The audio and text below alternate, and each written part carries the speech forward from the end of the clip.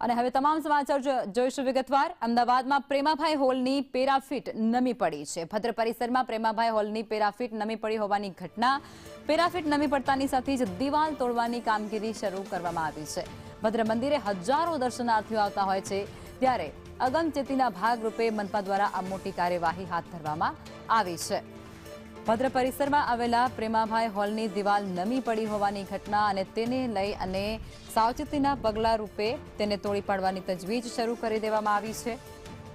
અગમચેતી પગલા તંત્ર દ્વારા ભરવામાં આવી રહ્યા છે, જેથી કરી અને આવનારા સમયમાં કોઈ પણ અણબનાવ ત્યાં ન બને, અનિચ્છનીય ઘટના ત્યાં ન બને। પ્રેમાભાઈ હોલની પેરાફિટ નમી પડતાની સાથે જ તેને તોડવાનો નિર્ણય કરાયો।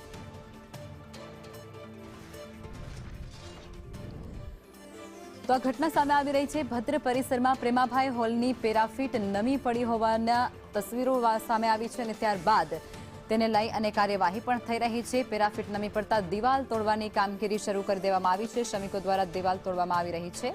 સંવાદદાતા કશ્યપ અમારી સાથે જોડાયા છે। કશ્યપ, સંપૂર્ણ વિગતો શું આ બાબતને લઈને?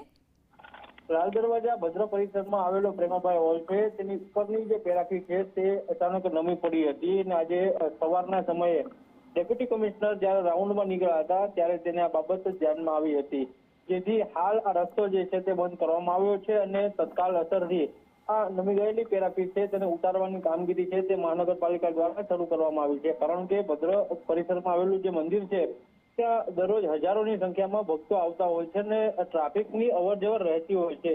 કોઈ દુર્ઘટના ના થાય તેના માટે થઈ અને અગમચેતીના ભાગરૂપે હાલ કોર્પોરેશન દ્વારા આ કામગીરી કરવામાં આવી રહી છે। જી, આભાર કશ્યપ।